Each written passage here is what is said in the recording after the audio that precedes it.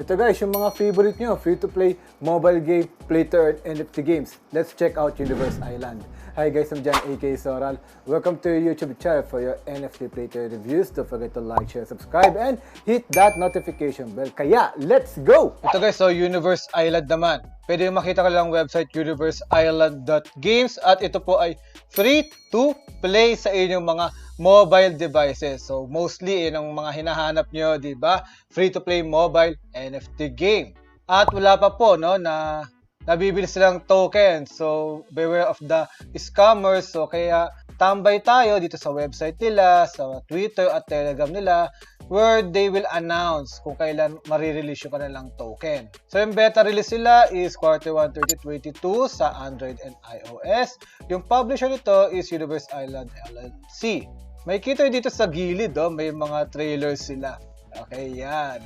Then other than that, meron silang YouTube channel. May kita yung social sila dito, ang dami. Ayan, from Twitter, Instagram, YouTube, TikTok, Telegram, pati Discord, even Medium meron sila. So dito sa kanilang YouTube, nandito yung kanilang NFT gallery. Ayan, so take a tour tayo dito sa kanilang video. So ito yata yung parang pinakabida sa lore nila, itong babaeng ito. Okay, may mili siya kung ano ang kanyang magiging equipment. Ayan, so hello daw. Hello po. Ayan. So ito, pinakita sa ating NFT gallery nitong Universe Island. If you want guys, para panoorin natin ito ng buo, so you can visit the YouTube. Tapos ito naman yung example ng augmented reality. Yan. So, ito yung may shorts din po sila. YouTube shorts para sa larong ito. So, yung full feature sila, may video na sila dyan. Yan. Pwede yung panoorin pag click itong full video here. Pero it's all about AR, augmented reality, NFT gallery as well, e-marketplace, animated TV series, maaari din silang magkaroon yan. Then, free-to-play and play-to-earn as well. 1 versus 1 story-driven shooting game. Then, meron din silang mga rewards and airdrops. Speaking of rewards, meron sila, parang everyday namimigay ng $50. Basta pumunta lang kayo sa kanilang Telegram account at sagutin yung mga questions po doon. Sayang naman guys, saan kayo makakapulot ng 2,500 pesos, di ba? So, maliban doon sa kanilang mga Twitter giveaway, may mga treasure airdrop din po sila na maaari kayong manalo ng mga tokens, pati mga accessories, di ba? Then, ang focus nila is to give a good gaming experience. Yung malalaro talaga natin, accessible to all, kaya siya free-to-play mobile game. Yung mga collectibles, ito yung mga NFTs nila. Ayan. Then, meron din silang mga NFT Infinity Collection. First of its kind. Siyempre, ito yung mga unique at medyo may kamahalan din po to and might appreciate in value. So, hindi siya financial advice. So, nakikita lang natin iyan, yung mga gamers, parang gustong-gusto yung mga unique na ganyan. At madalas, sa mga traditional gaming nga, buibili sila ng mga ganyan. What more dito sa NFT na merong value talaga and secured sa blockchain technology. So, nandito naman yung roadmap nila, 2021, tapos na dyan.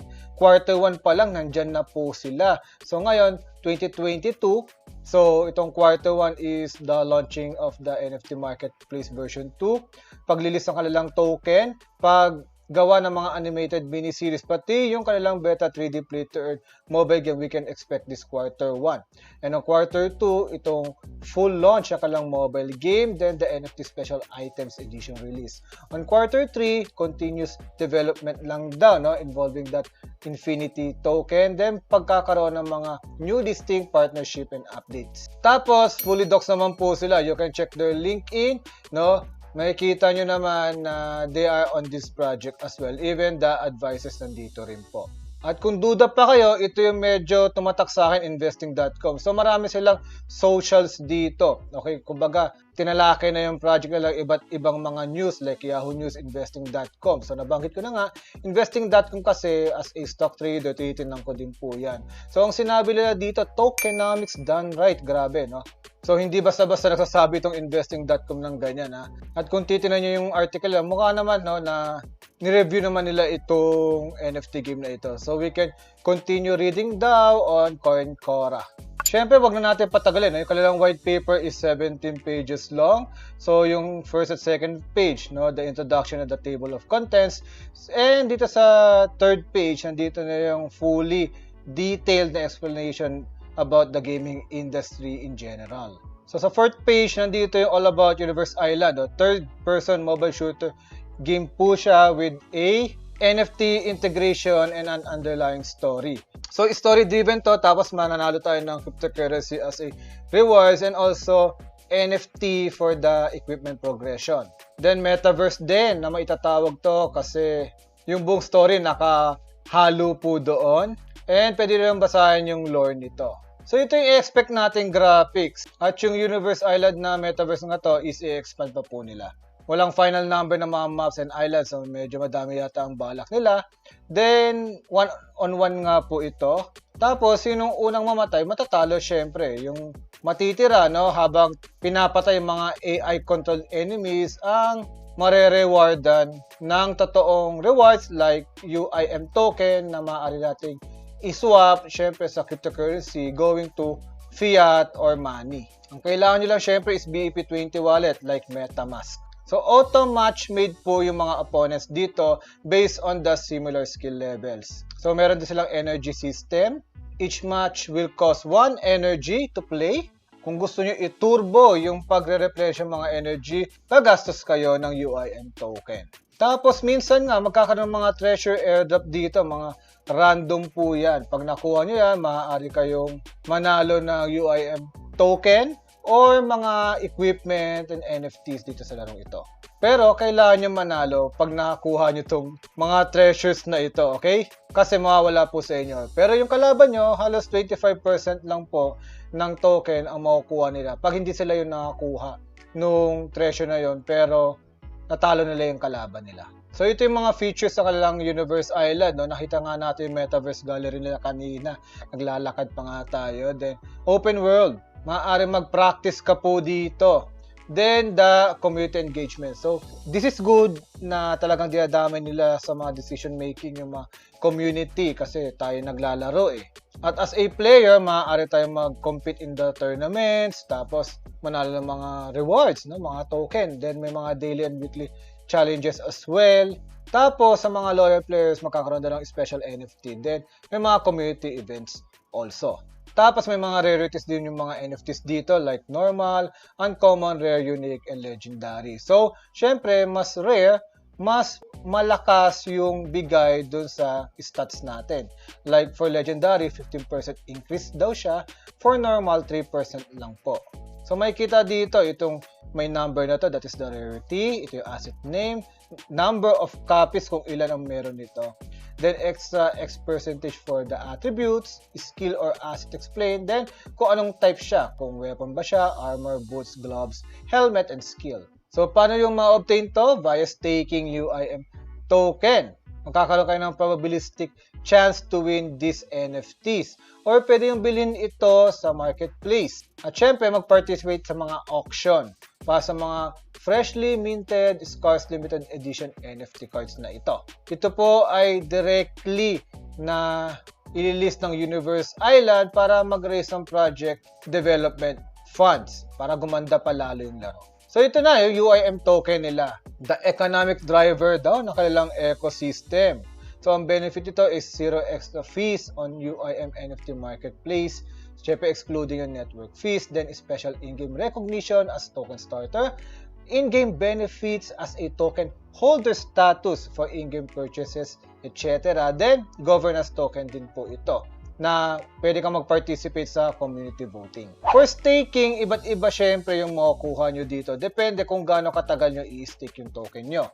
Hindi lang dun sa gaano kadami, gaano katagal din po. For example, meron kayong 200,000 na UIM token na i-stake nyo for 6 months. Meron kayong 6% chance na magkaroon ng 4 na NFT. Kung medyo madami kayo nakuha, like 200 million tokens. Tapos, for 6 months, 64% chance. No? 7 items na makukuha nyo. So, ito yung token distribution nila. So, 2% sa public lang. No? 4% ng seed round, 4% for marketing, 22% for private sale, 4% for advisory, 11% for research and development, 10% for the team. Then for the game rewards will be 15%, community rewards 6%, staking 16%, then for liquidity 6%. Before I forgot, no? Ang dami lang partnership, kaya siguro meron talaga sila nakalaan na 4% nung seed round, pati 22% nung private sale. So may mga vesting po yan, nandito din po. Yan, very makulay, no? At least mas maintindihan ng mga tao kung kailan yung mga vesting ng mga tokens nila pag may mga ganitong graphics, di ba? So initial market cap nila at TGE will be $495,000. Then ito yung nakikita lang game reward distribution curve. So maaaring magkaroon ng 2% token inflation per year. Ang total supply ng token nila will be 100 billion. Okay? Tokens. Medyo malaki siya kaya pala merong mga staking na umaabot ng 200 million. Tapos, nabasa na natin kanina yung kanilang roadmap, pati yung mga tips, nandito naman yung kanilang mga expertise as well. Then, yung legal disclaimers, syempre, this is not a financial advice daw. And basahin nyo lang to para makita nyo kung ano yung mga risk pag papasok din kayo. Hindi lang dito sa project ito, pati sa buong crypto or NFT game in general. So, that's it guys, no? Syempre, free to play. Okay? Then, mobile game pa, maaari nyo kung makalaro dito din. So, free to play to. Pero don't expect magiging milyonaryo kayo dito. Because, as we've said, no, kailangan mo rin talagang mag-invest kung gusto mas malaki yung kikitain natin dito. Pero, pwede din naman kayong maglaro nito for free at maaari pa rin kayong kumita based on your skills. At kung kayo ay mag-i-invest dito guys, no, either by the token or bibili ng NFT para mas lumakas pa yung inyong mga characters, just risk ka naman that you can afford to lose. At ang pinaka-importante is ma-enjoy nyo sa mga mobile phone nyo itong game na ito. So, ano guys, magkakalaban ba tayo dito? Comment down below. At kung gusto nyo pa ng mga ganitong free-to-play, play-to-earn NFT games content, don't forget to like, share, subscribe. Hanggang sa muli guys! Babu!